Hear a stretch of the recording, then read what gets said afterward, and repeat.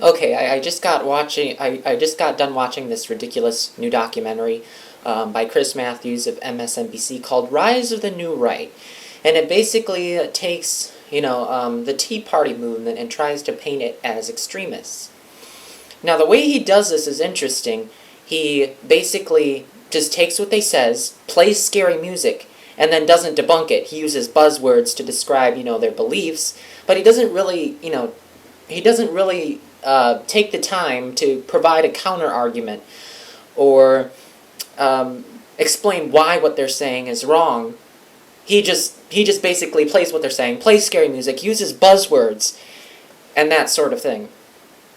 When they did the part on Rand Paul, all they did was they played scary music. They said he was his libertarian views went off into the extreme on the Civil Rights Act. That he was, I guess you could say, that his views were just a little bit not in the mainstream. He didn't sound as mainstream as people thought he was. But Rand Paul really isn't that extreme if you look at his opposition, Jack Conway. Jack Conway is very extreme. He's pro-Obamacare, he's pro-abortion, he's pro-forced unionization. He is in bed with Wall Street. He's backed by Wall Street. The Wall Street executives that colluded with the government. He is anti-gun. He doesn't really care about our debt. He doesn't talk about the Federal Reserve like Rand Paul does. He doesn't care about the real extreme issue here, which is the debt. Okay, that's a whole different discussion. They also talked about how Glenn Beck was, the loudest, voice in the Tea Party movement. And they talked about how, he often made, violent statements. They basically only had one violent statement of his. I watched it and I laughed because they took it way out of context. I've seen that before, and if you watch the speech in context, you understand that he's not inciting violence. What he was saying was it was basically a joke. I don't want them, hammering a nail in my eye. That's not inciting violence.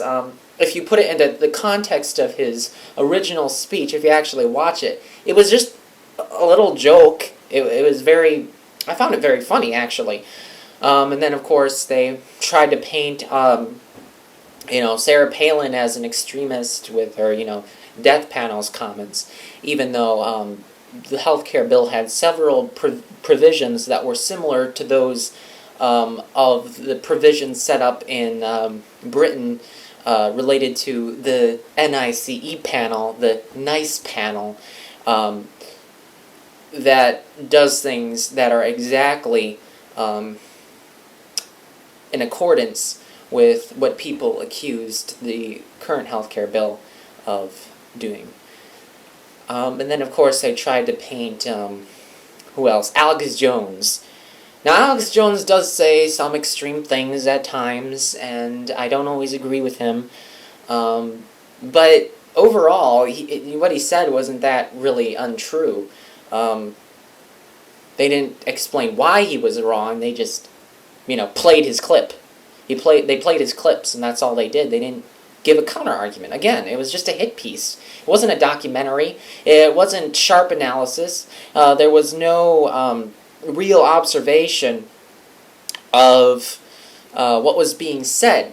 They just took the clips, played scary music, and used some buzzwords to describe the events.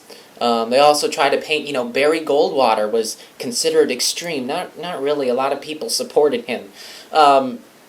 They play the clip where he says, extremism in the name of liberty is no vice.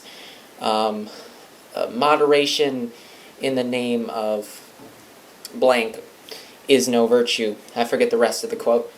But that really, that's actually one of my favorite quotes. It's actually very true.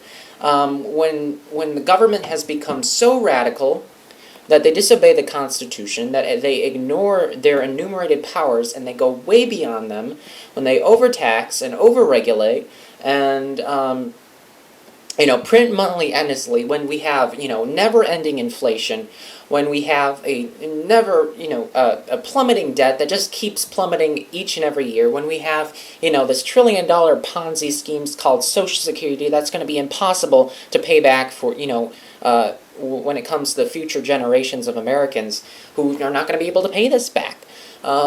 We have several extreme programs. We have extreme spending. We have an extreme deficit. We have extreme printing of money. We have extreme inflation. Look at our economic conditions right now. They are a result of the things that Barry Goldwater warned against. And then also they talked about, how Ronald Reagan spoke out against Social Security and how he was kind of an extremist. Not a lot of people considered him an extremist either. They talked about, who else did they refer to? They referred to Ron Paul, how he wants to end the Fed. But they didn't explain why that's a bad thing. Why we need to keep depending on an elastic currency so that the government can just keep expanding and spending beyond its limits. Without an elastic currency, the federal government couldn't do that. Congress would have to spend and expand within its means, only with its means. They wouldn't be able to afford these trillion-dollar wars. They wouldn't be able to afford these trillion-dollar social programs. And they wouldn't be able to afford this trillion-dollar welfare warfare state. You also, they're trying to paint these people as extremists. These people who actually, are starting to look at the Constitution, look at the enumerated powers, and are, reflecting upon that and saying, hey, wait, this activity isn't an enumerated power of Congress. Congress can't do this. Congress has no, authority over education or abortion. That's a state's issue. They can't legalize abortion nationwide. Look, they're totally ignoring states' rights. They have no authority over health care. They have, the president has no authority to declare war. That's Congress's duty. They look at those enumerated powers. Most federal activities today are unconstitutional because they're not in accordance with the enumerated powers in Article 1, Section 8, but rather they are just formed out of, a desire for social engineering. And there's no authority for Social Security or Medicare or Medicaid or any other kind of, I guess you could say, healthcare program. There's no authority for the federal government to be involved in energy or all kinds of private endeavors that are reserved for states and localities and, private businesses. The federal government has no authority to, dictate the religious policy of all 50 states. Separation of church and state, that's actually a fallacy. If you actually look at if you look at the First Amendment, it says that Congress shall make no law respecting an establishment of religion. It doesn't say the state shall make no law. And the Bill of Rights was originally intended to apply to the federal government, not to the states. And so you've got the federal government telling states that they can't, hang the 10 Commandments in public or, just local communities. They're telling people that they can't have prayer in school, that, local communities can't have prayer in school, that they can't, put up nativity scenes, that they can't, this recent case where they can't even, people in retirement homes can't pray over their food that is paid for with federal funding. They can't pray over the food because it's federally funded. That's an absurd interpretation of the First Amendment.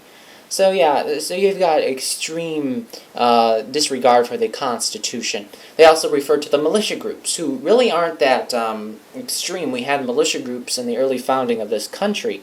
In fact, George Mason, the father of the Bill of Rights, considered the militia to be the whole of the people. So they really aren't that extreme. They're just on guard, just in case that the federal government becomes so tyrannical that is just...